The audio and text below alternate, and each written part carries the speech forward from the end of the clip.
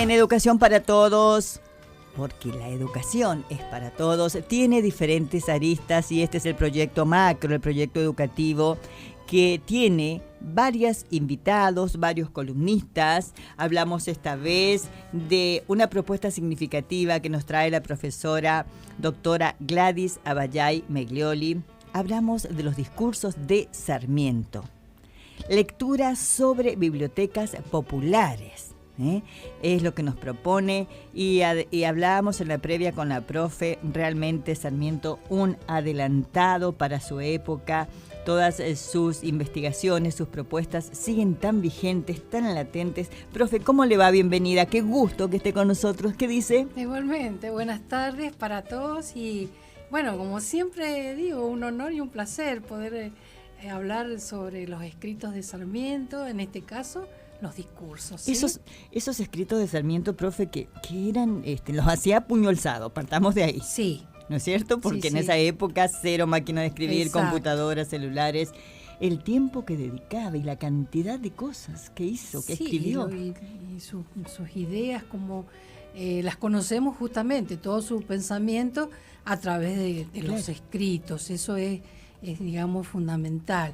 Y bueno, ahora los tenemos y tenemos esa posibilidad de leerlos, de releerlos y llevarlos también al aula. Es una sugerencia que hago porque tal vez no, por cuestiones de tiempo, no se pueda hacer un análisis o una lectura exhaustiva de todo un texto, pero tal vez un fragmento, claro, una frase, algo que justamente nos sirva, porque siempre sus escritos nos deja, digamos, momentos de reflexión. Sí. Es así, profesora, y siempre lo recuerdo... podemos aprovechar bien. Por supuesto, contextualizarlo, sí, no solamente en lengua y literatura, en el resto de los espacios curriculares, supuesto, en el secundario, sí, en las sí, áreas en primaria, en el superior, en los futuros docentes. Exacto. Tenemos que mostrarles a ellos, al menos recuerdos de provincia, educación popular, si hablamos de libros, profe. Sí. Él siempre decía, lo escrito permanece. Sí. Sí. Y vaya si es cierto, porque ahora lo estamos... Pasado el tiempo, nosotros tenemos, digamos, cerca Sarmiento, en ese sentido. Lo escrito permanece, qué, sí, importante, qué importante. Es como un faro para mí de luz que ilumina. Es así, profe. Así. Y antes de que comience la lectura, la audiencia sí, se renueva. ¿Cómo es que usted decidió, seleccionó esta propuesta tan importante? ¿Por qué le llamó la atención estos discursos de Sarmiento? ¿Cómo fue eso? Sí, son muchos los discursos, sí, de temas muy variados, sí, y muchos de ellos son políticos esencialmente, porque sabemos que él se desempeñó como un político, ¿no? Ocupó varios cargos. Bien. Pero como es un hombre con gran sabiduría y conocedor de la realidad de su momento, bueno, es que escribió justamente discursos cuando era invitado a algún lugar, a la inauguración de una obra pública, etcétera. Y lo que a mí me llama la atención es, por supuesto, lo que más va a resaltar es lo relacionado con educación. Por ejemplo, en esta oportunidad, hacer esta selección un poco he tenido en cuenta las efemérides culturales e históricas también, como para, digamos, destacar esos momentos o destacar este año sus 150 años de, por ejemplo, que de la culminación como presidente de su claro, mandato como presidente de la nación. Vale. Es decir, hay que siempre como docente mi selección un poco como que va relacionada con lo que es educación en general. Bárbaro, profe, entonces la escuchamos atentamente. Sí, bueno, este discurso lo pronuncia el 20 de julio de 1883 y por supuesto tiene un auditorio y se dirige a ellos y dice: señoras y señores, ante la convocatoria de la Comisión de la Sociedad Rivadavia para el fomento de la Biblioteca Popular del municipio de Buenos Aires, para difundir el trabajo realizado y para despertar mayor interés, si se puede, en el público. Entonces es invitado a la apertura justamente de una biblioteca popular y con la necesidad prácticamente de que el auditorio digamos, se mimetice con sus ideas y destacar, dice, para despertar mayor interés en el público. Bien. Esa va a ser, digamos, su objetivo y su finalidad, de que esto repercuta en la cultura del país. En el desarrollo ya del texto nos habla y confirma que reunidos en el Templo de las Luces, dice, y bueno, aquí encontramos el empleo de una metáfora significativa al referirse a la biblioteca, y agrega, muestran que no es un hacinamiento de mamotretos el que ha tomado el nombre de biblioteca, sino un establecimiento público con mejores condiciones de exposición, comodidad y servicio.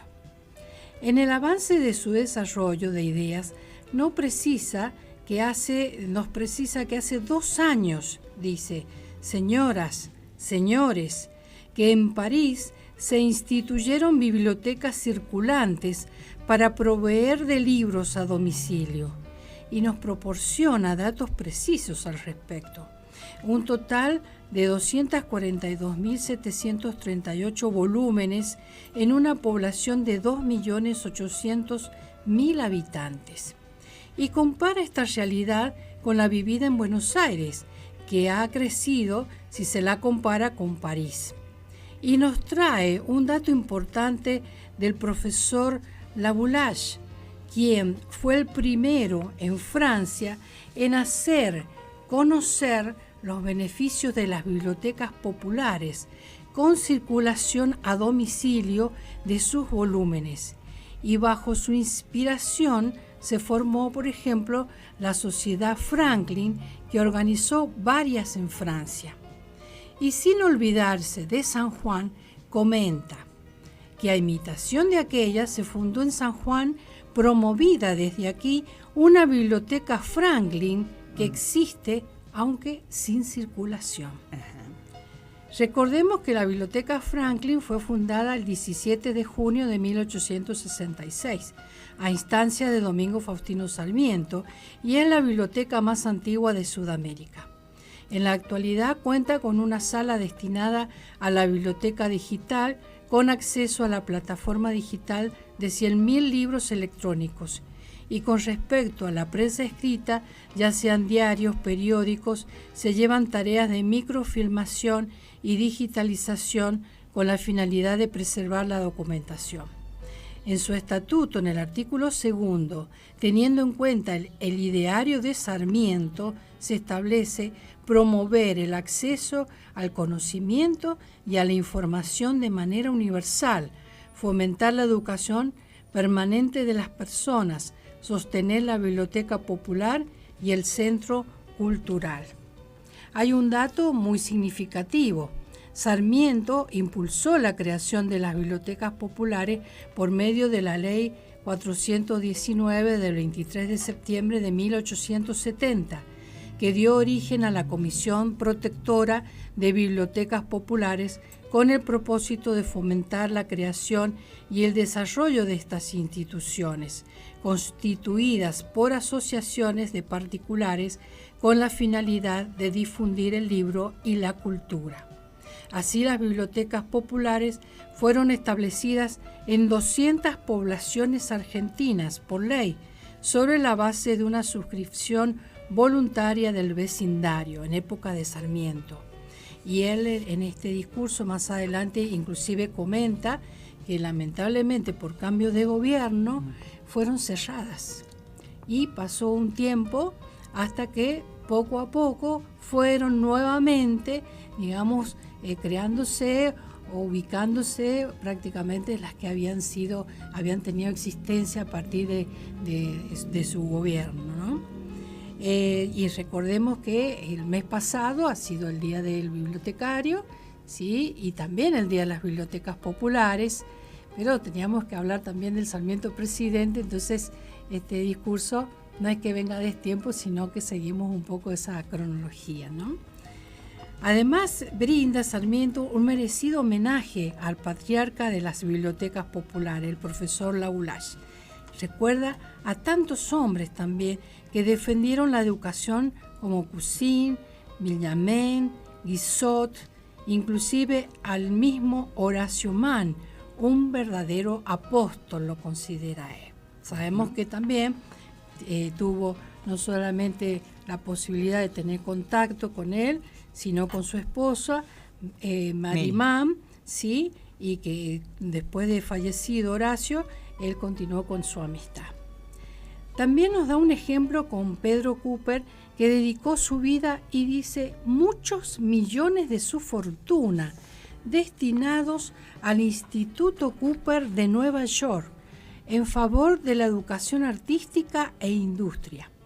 Por otra parte, no escatima elogios a Franklin, quien fundó la primera biblioteca de sociedad, y se han fundado miles después, como también la primera asociación para mejorar la condición e instruirse los socios.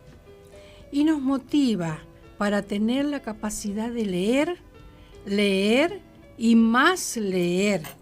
He aquí el gran colegio, la grande universidad de Franklin, los libros, y puesto que se escriben, él escribirá a su vez, y será diarista, cientista, embajador, impresor, congresal, como son ahora la gran mayoría de los yanquis. Además de brindarnos información sobre Franklin, hace mención a la biblioteca pública, lo que leemos, materia de lectura, bibliotecas circulantes, provisión de libros, ¿de dónde?, se pregunta, tentativas frustradas y unidad americana. En la conclusión del discurso expresa: a riesgo de abusar de vuestra paciencia, extendiéndome tanto, he querido mostraros cuán grande asunto es el de la fundación de las bibliotecas y cuánto afecta al porvenir de nuestro país. Para terminar mis lamentaciones sobre la situación que nos hace la lengua que hablamos tan mal conductora del movimiento intelectual de nuestra época, recordaré que en Francia, en Inglaterra y Estados Unidos, marcada la baratura y difusión de ediciones, se vienen publicando de tiempo atrás colecciones de libros por suscripción y que enriquecen, por ejemplo, a la Biblioteca Internacional Franklin Square Library de Estados Unidos, pero que no contempla a los lectores suramericanos. A través de su mirada podemos conocer la realidad de la época en referencia a las bibliotecas populares y su interés por difundirlas, ya que permitirán crear espacios de lecturas, base de la educación y por consiguiente del progreso.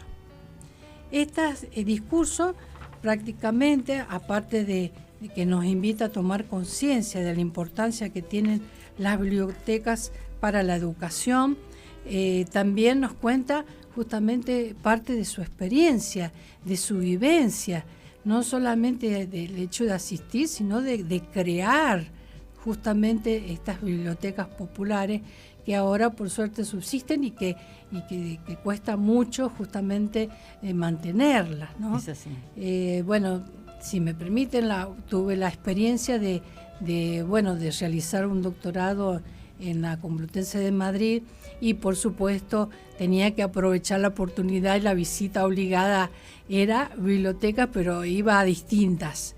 Por ejemplo, en la Biblioteca Nacional de Madrid uno tiene que dejar todas sus pertenencias, su abrigo, bolso, cartera, sí. Y solamente puede pasar a la sala de consulta con 2 hojitas en blanco y un lápiz negro.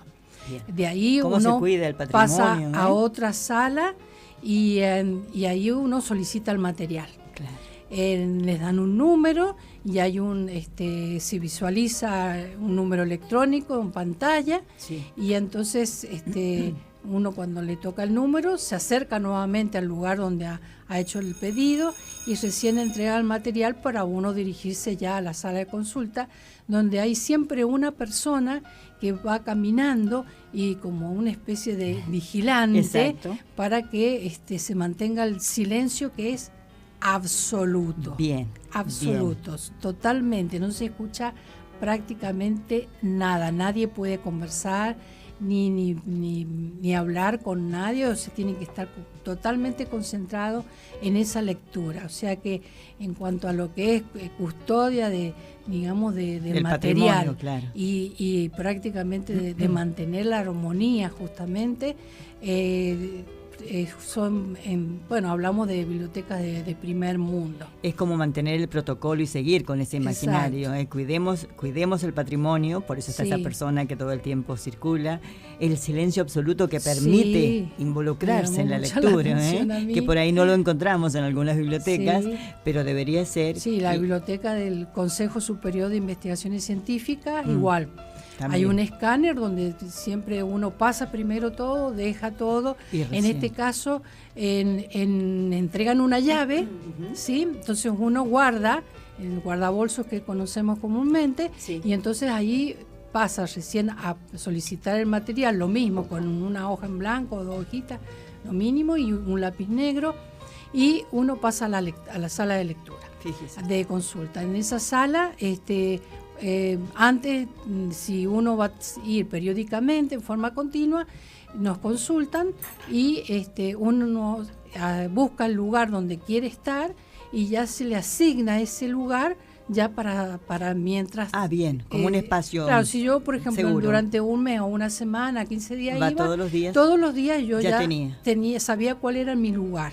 Fíjese. Para ubicarme. Estamos hablando de España siempre. Sí. Bien. Y en esta biblioteca, que es la biblioteca general, digamos, porque hay otras sucursales de ahí, solicité información, aparte del material que había solicitado, y al otro día, cuando volví, no solamente ya tenía el lugar asignado, sino que me dieron un alto de fotocopias donde aparecía catálogo de las diferentes bibliotecas, o sea, no solamente el material que yo podía consultar ahí, sino de otras bibliotecas. Donde estaba el material donde que usted buscaba. Podía buscar algo relacionado, y entonces una vez que terminé prácticamente de hacer ese relevamiento en esta biblioteca del Consejo Superior de Investigaciones, ya sabía a dónde tenía que dirigirme. Claro. O sea que era maravilloso. Pero es algo en forma inmediata, no decir, dentro de un mes, de 15 días.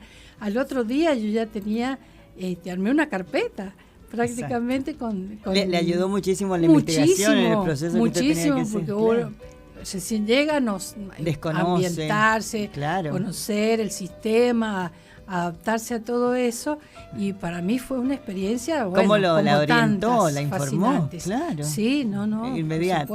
Profe, me encantó su tema, me encantó que cuente experiencias y testimonios de vivencias que se viven en Europa, que es bueno que también miremos un poquito y aprendamos de a poco. Exacto, para que cambiemos el protocolo en las instituciones. Don Ismael ya tocó el timbre. Tengo que despedirla, profe, porque nos tenemos que ir al recreo. Pero bueno, me encantó este tema que ha seleccionado. Recuerden que la profesora nos acompaña durante este año en este proyecto tan bonito que hablamos y conocemos los discursos de Sarmiento. Hoy hemos hablado de las bibliotecas populares. Gracias, profe. Bienvenida como siempre, y le agradezco infinitamente su aporte para la educación y la cultura. Muchas gracias. Con nosotros la profesora doctora Gladys Abayay Meiglioli con su aporte educativo y cultural Discursos de Domingo Faustino Sarmiento.